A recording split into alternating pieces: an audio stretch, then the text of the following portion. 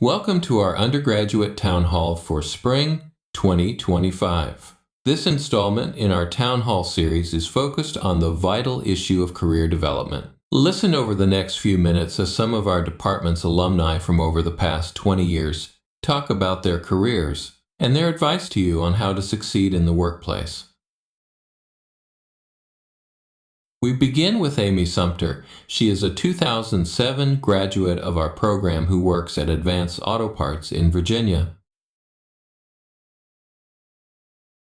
Amy has done a superb job of working her way up to positions of greater responsibility at Advanced Auto Parts. She is now Senior Manager for Market Strategy with the company. Tell us about what's involved in your work.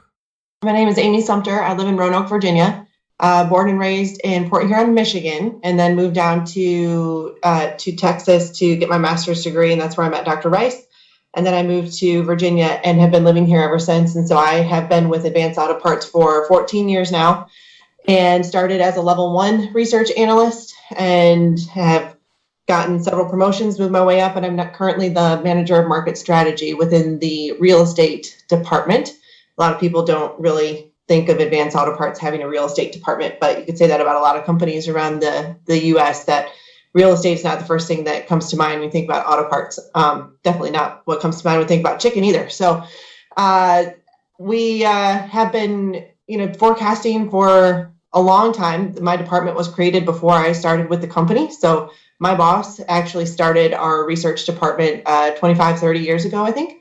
And we've been forecasting new store growth and relocations, and we do market strategies. And so we'll go out and we'll look at, say, the Dallas market and say, where can we put more new stores and identify all the potential growth pockets that we have. So that's kind of it in a bucket. I'm not going back to school. I did not like school at all. I went back for my master's degree just because I wasn't really sure what I wanted to do after I graduated with my undergrad. And Dr. Rice helped me narrow that down a little bit and identify what I could do with a geography degree. And I ended up really, really liking it, loving it, and having an internship while I was going to school, and then got hired on with Advanced Auto Parts and have been here ever since. So that's about it. What advice do you have for our current UNT Geography majors? Nothing lasts forever. So you don't have to do something forever. You can change something again down the road. So take an opportunity if it's presented to you.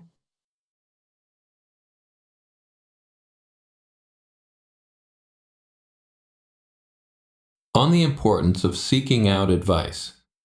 Being able to ask somebody that's out there in the field is, I think, really important nowadays, so that you can have those conversations ahead of time. And I didn't. So it took me all the way through my master's degree and beyond to really say, oh, okay, yeah, I could do this. Like, nobody told me this in high school. Like, you should go into retail research and forecast sales for new stores. Like, that was not even a thing. That wouldn't have even been an option if I would have talked to a counselor in high school. So I'm really glad that these opportunities are opening up. Very happy to participate in them in order to bring these conversations open and to identify all these different ways that geography can be used. And when you go through one path and you like what you're doing right now, don't be afraid to take that other extra little class just to see what happens, what it sparks, like what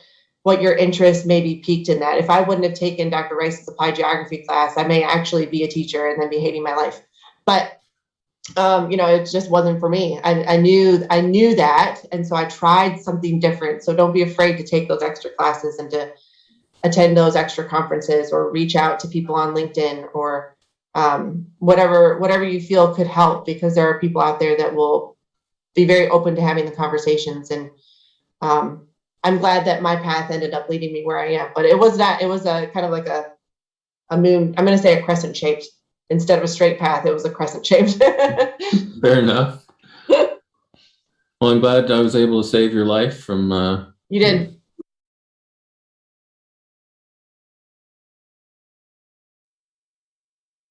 So, real quick, if your team was looking to hire a new graduate, what are you looking for? So again, there's kind of a technical skill area that we could talk about a little bit, but there's also the soft skills, the people skills as well. And then maybe there's other areas that you identify too. So what do you think about that? I actually just hired somebody. There you go. Yeah, go ahead then, Amy. Yeah, you Okay. got more recent application.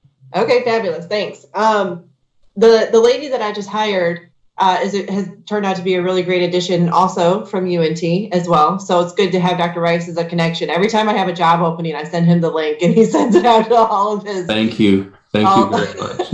Anybody that's getting ready to graduate or anything. So this person that we just hired does not fit what I would typically look for, because when she submitted her application, and I knew that it was coming, when she submitted her application, I was going down through all the people that I had to review and the resumes that were submitted and everything. And her current job listed and her background said nurse for 26 years.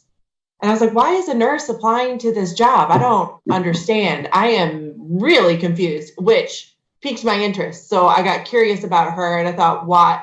There's got to be something else in here. So I had to actually go through every application and resume that came through. And it turns out she was the one that had just graduated from under Dr. Rice, was looking for a major career change. And out of all the stories that I've heard from her in the nursing field, I can totally understand why she wanted the career change in order to come over to something different, something that she was passionate about, something that she really, really liked and found an interest in.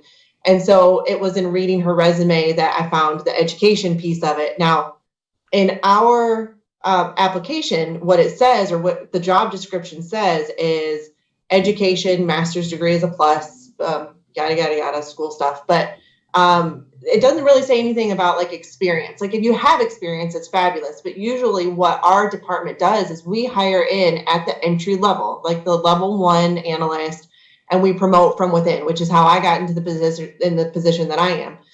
So knowing full well that she didn't have the corporate experience, but she had the same educational background that I did, was a huge plus and a step in her right direction, because it set her up really well for an entry-level position, because a lot of the skills and the critical thinking behind the position that we have was learned at school, even though we use MapInfo. She was, I say, born and raised on Esri products, but that was what her background was. We do a different system. And I told her, and I had to kind of settle some of her anxiety and some of her fears about the position and coming into it, because it was such a big shift.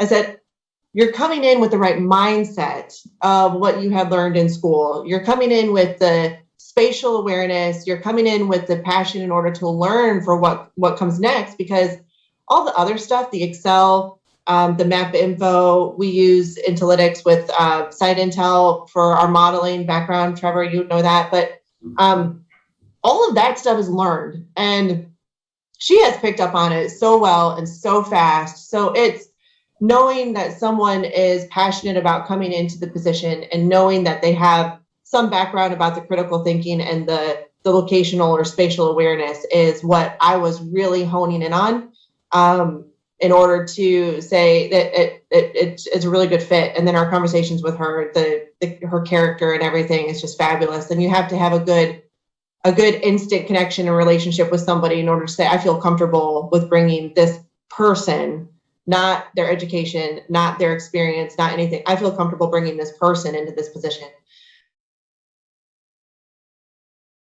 Next is Trevor Yarbrough. He is a 2013 graduate of our program who works at Alteryx in Irving, Texas. Trevor's title of Customer Success Manager with Alteryx is a great fit for him. He is very much focused on helping those around him succeed. Well, Trevor, I want to pull you into the conversation too. You have an account of your path. I do, yeah, sure. My love of geography stemmed at an early age. I was the kid that would trace maps. Like I had this big atlas that my parents got me, like a kid's atlas, and I would always trace the maps and like memorize what places were where. Remember the map had like, different like little cartoon forests and cartoon cattle and things like that. And I was like, okay, well, this is a ranching area. This is a mountainous region. So I kind of, my love from geography is just kind of like embedded within me, much like I think everyone here. It's just something about us that we love all things spatial. So, I was always interested in learning about places. Geography in high school was always my, one of my favorite courses. But in thinking about my career, which you never really do until you go to college, I assumed that there was nothing to do in geography specifically. I assumed it just be something that was interesting, something that I enjoyed learning about. But when it came to actually applying it to career, I never really gave it a thought. So my mind, when you're in high school, a lot of, your mind goes to something like, oh, do I want to be a doctor or a lawyer or like, one of these main professions that I feel like I know about. So I started, I went to TCU for my undergrad, and I started off there as a pre-med biology major, just kind of trying to figure out if that's what I wanted to do. I thought, hey, I wanted to help people. It's a prestigious job. You learn a lot. You have a big impact on the world. And I hated pre-med courses. I hated them.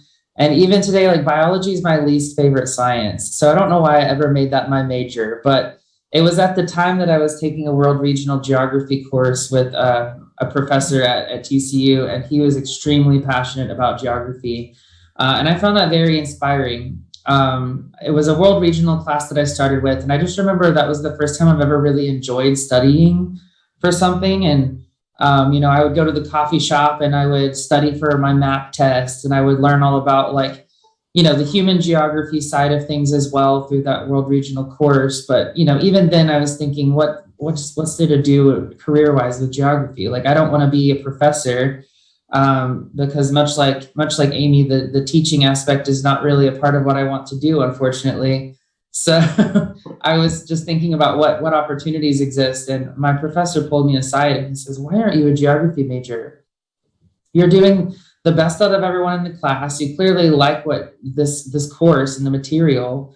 And I said, why would I be a geography major? Like, I don't know what I would do with that. I don't want to be a professor. I'm sorry.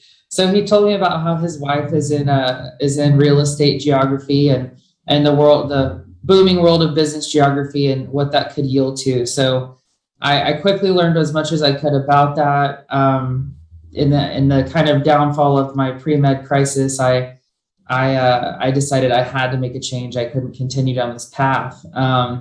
And so I kind of took a leap of faith and changed my major to geography just because I didn't know what the future held with geography. I knew that I had a lot to learn about what a career in geography would look like, but I was passionate in pursuing that because it's something I genuinely enjoyed. They say follow your passion, and I was doing that. I didn't know if it was practical or not yet, but I did that. One I think would be really interesting to get your feedback on. What is it about your background in geography that contributes the most to your current success? I'm going to think broadly, but I'm wondering what you would identify. So. Yeah, I can go.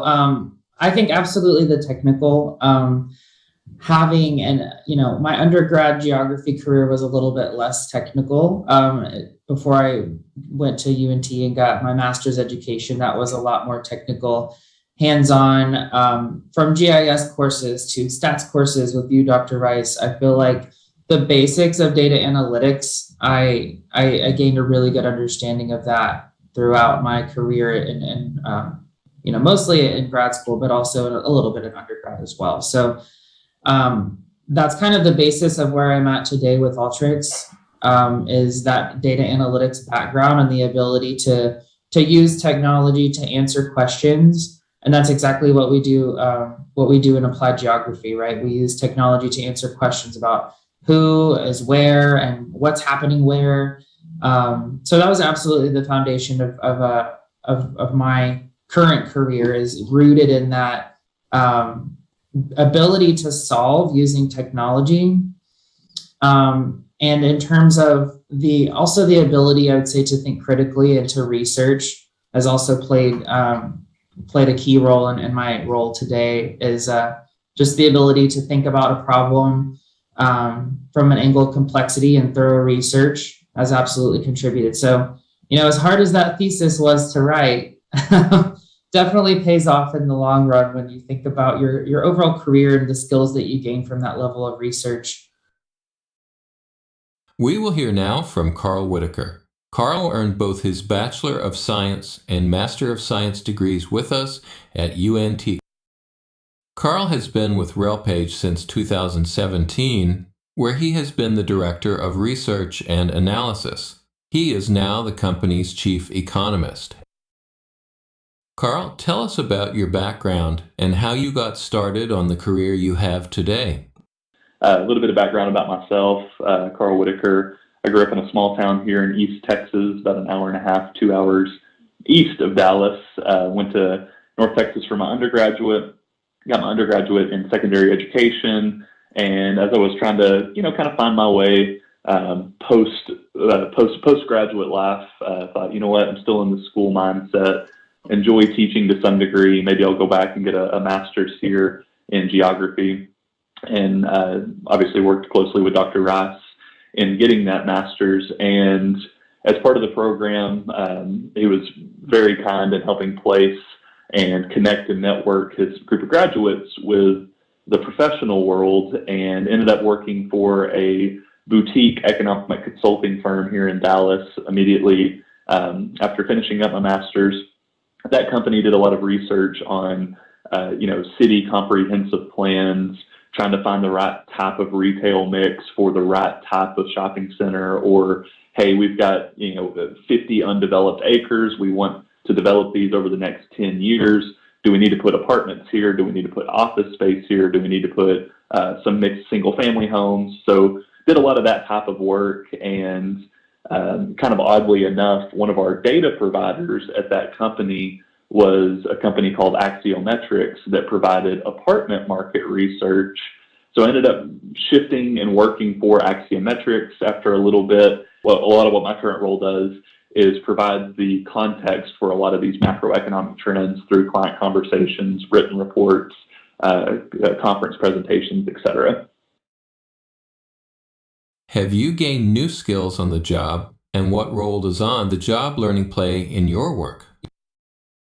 I'll keep mine pretty quick, and it's partially academic, partially applied. But in starting my geography degree program, the idea of having any sort of statistical analysis really scared me. It's actually one of the things that scared me off from even going to grad school to begin with, was that stats was such this, nebulous, it's numbers, it's big scary numbers, it's formulas.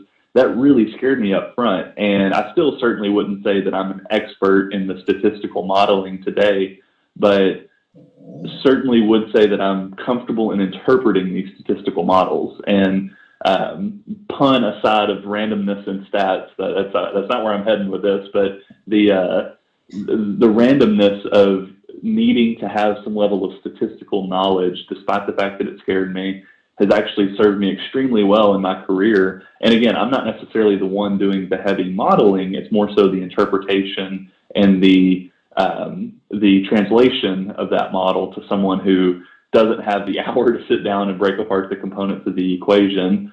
They just need to know, give me 3 minutes to tell me what I need to know about this area, this trend, this phenomenon.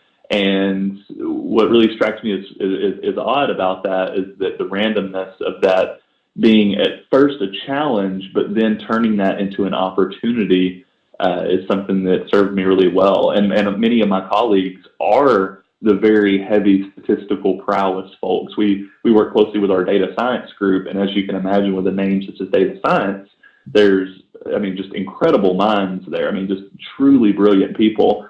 But there's really a beauty in blending that art of the application with the science of how do these numbers actually work in conjunction with one another. So I just thought that was one of the more random events that it came up in my geographic training path, whatever you want to call it, that's actually served me well today.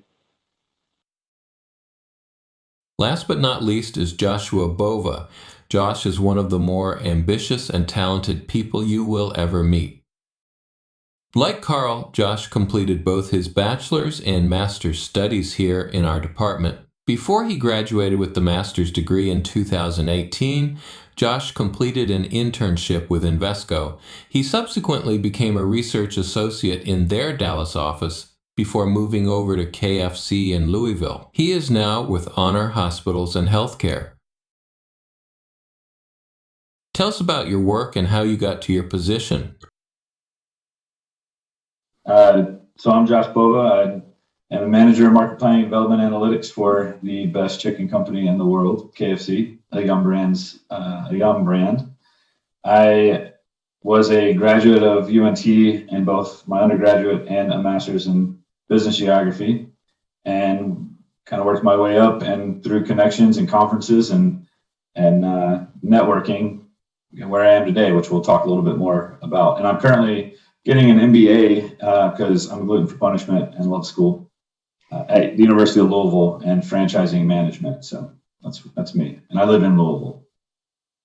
Geography is about a lot of it's about seeing patterns, right? Whether it be human patterns, spatial patterns of weather or not, etc. All of us are wearing glasses except Carl. So I know that geographers wear glasses. I don't know what's going on there. We're gonna have to research that and see. Well, I know my problem. I'm old. I don't think you guys are old. So I did 13. I was in the military for 13 years in the U.S. Army, and when I got out, I knew I wanted to finish college. Had no idea what I wanted to do. Enrolled in college as a business major, pre-business major. No real guidance. Get a degree, go get a job. The normal, typical routine, right? Or so I thought. Went to UNT and happened to take a class with Dr. Alexander Panett in environmental science, and was blown away with how much over the last 13 years I was doing a lot of geography, if you do geography, and loved it. Went 2 weeks into that class, changed my major, and it changed my life. And so I did my undergraduate in geography at UNT, went right into working with Dr. Rice, and knew that I wanted to kind of marry up the business aspects. I do have an entrepreneurial type spirit, and knew that through internships I'd worked for the government, I had done nonprofits, etc. I knew that I wanted to go more into the private sector, and so linked up with Dr. Rice to do a business geography master's degree. While I was doing that, I got fortunate enough to get an internship with a company called Invesco, which was a client of Axiometrics and Mr. Carl Whitaker over there until it changed the world page. I spent 2 years there doing market as a research associate for market research, doing similar stuff that Carl does, except I wasn't just solely focused on the apartment piece. I was looking at all of the real estate sectors for macroeconomic trends and spatial consumer behavior patterns and such. After that, I had a connection with a gentleman named Dr. Lawrence Joseph, who Dr. Rice also knows, and I see Brett Lucas is on this call. He knows Dr. J as well, which we call him Dr. J now, not just Lawrence. It's really fun. But he actually was in my job as a market planning manager for KFC, and reached out to me. We were at an AAG conference in Washington 2.5 years ago, and we had already been making connections, and he was moving on to a broader role within the company and asked me to be interested. Said I was interested. A couple of weeks later, I found myself taking an offer from KFC, and 3 months later, moving to Louisville, Kentucky. And I started out as an associate manager, just doing managing market planning. And I've since, in the last year, taken on a broader role with market planning and development analytics. And so my team is basically the ones that lead and guide our franchise development managers and our franchisees where to grow. So that's kind of how I got into geography, really. I even told my story there. I literally took a class, and it changed my life. I was like, oh, this is amazing. I love trying to understand patterns and people and places and how cultures are developed and how they change and how they interact and all of that. And so that just really opened my eyes that everything in this world is connected to a place, to a location, and location and place are different. We can get into that philosophicalness if we need to, but everything has a spatial component to it, everything on Earth. And that is the basis of everything we do. Science, history, math, whatever you want to say, it's the base. And that's what really drew me in, is I could take this anywhere. Like, yeah, I landed in something that was very obviously geographic, but I could have landed like Carl. He's landed in a space that his spatial thinking and geography background is a huge help, but he could have got there a different way, so geography can take you many different places. And I think it's just the potential is much greater. And that's why I really like it. So. Josh, on the benefit of having a bias toward taking opportunities. Take them, opportunities, right? Like that's how I found out what I didn't want to do. And that was probably more beneficial and valuable than thinking I want to do something and only going down that narrow path, right? Like I said, I was in the military, so that's government, but I also worked for the city of Denton for a nonprofit called Keep Denton Beautiful, and then went into the private sector. And even in the private sector, so like this is all just during my time at UNT, going to these different things, going to conferences, making connections. Like you kind of have to build your career path and your opportunities essentially, but you also have to be ready to take them, and you have to take them. Like that's the thing. If they present themselves, and when the opportunity to work for a nonprofit for an internship came up, I was like, okay, I know I probably don't want to do this long term, but you never know. Like I may get into this and absolutely love this space. Let's try it for 6 months, and then when after all that, I went to the private sector at a company called Invesco. I didn't end up liking the culture and some of the potential for where I was a little bit lower than some of the other departments. And I kind of could feel that a lot of the folks around me were there for a very long time, and like, okay, the writing's on the wall. I'm going to use this as a stepping stone. It just happened that there was another opportunity through network and knowing Dr. J or Dr. Joseph, that kind of happened a little bit more rapidly than I may have expected. But even now where I'm at today, like what's next, right? I don't know. Like what I think is next is probably not going to be next, because that's never how it happens. But you have to be ready, and you always have to be not looking so far in the future that you just get there so fast that you don't learn anything, and then you're going, oh well, I actually can't do this job. Like it is a slower paced thing, but you just have to be ready when those opportunities present themselves, and you get the opportunity to take on something interesting, maybe not necessarily what you exactly thought it was going to be, but you can turn that into, a way of learning to get to where you want to go. So it's all about timing, luck, and opportunity, but you have to put in the work too. So. On having a good perspective on experience when applying for jobs, and what's really important.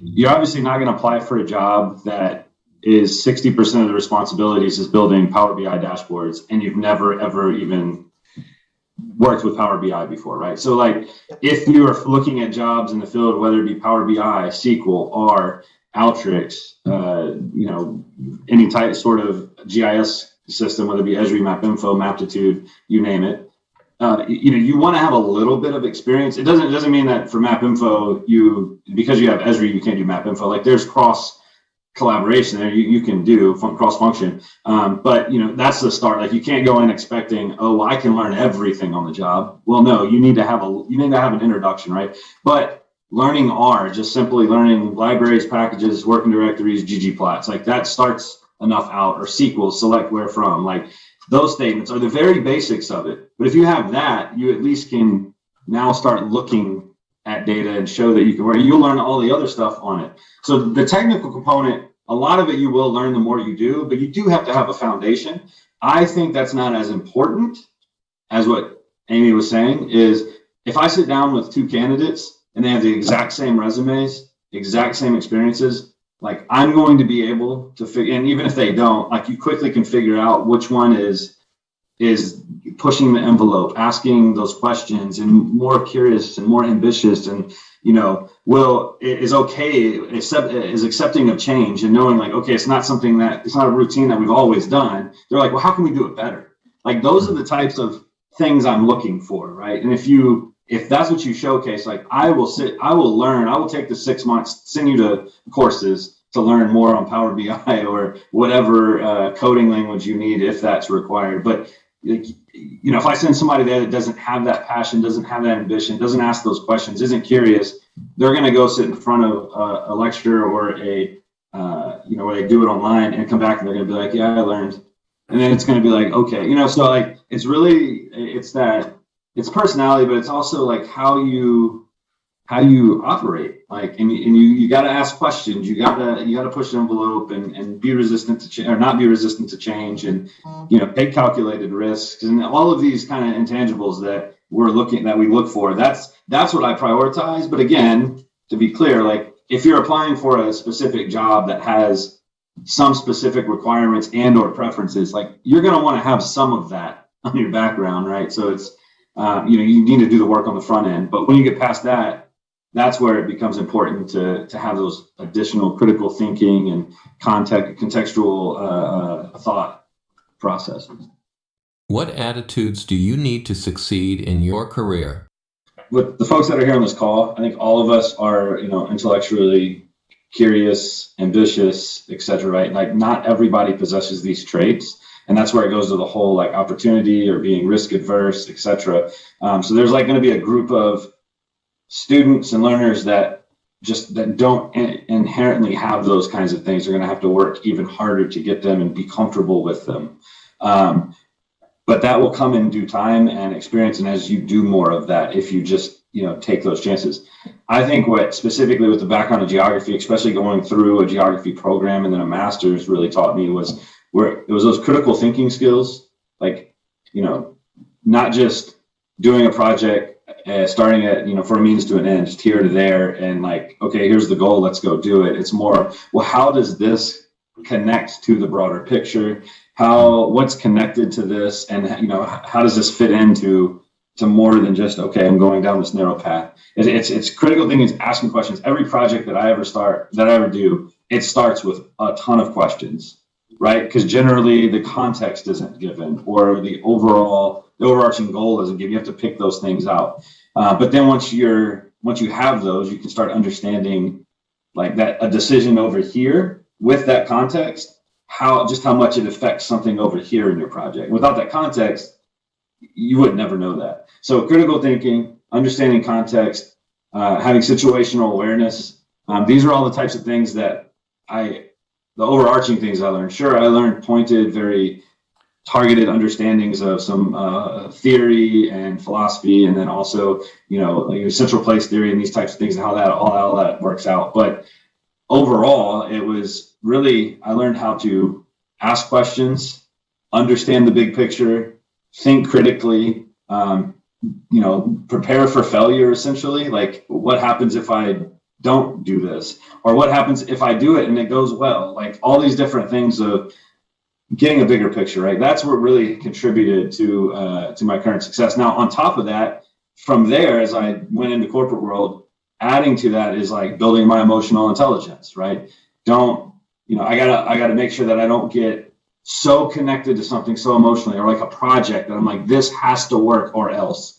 Like, I have to ensure that I go, okay, like, it may not work, and I need to do it as if my life depended on it. But if it didn't happen that way, it's okay, right? Because the people around me, the people I manage, they feed off of my emotions. I feed off of their emotions. So you have to have that emotional intelligence. So there's a bunch of things that you learn as you go up. But from the background perspective, it's mainly critical thinking, understanding the context, and being situationally aware on everything we do. Love how you break it down. Thanks, Josh. Thanks for listening to this panel of seasoned geography practitioners who also happen to be some great alumni of our program. If you have more questions about preparing for your career, please feel free to talk with me, Maury Rice, any of your other professors, or any of the excellent staff at our UNT Career Center. Remember, we're here for you. Sincere thanks to Amy Sumter, Trevor Yarbrough, Carl Whitker, and Josh Bova for giving us so many great career insights.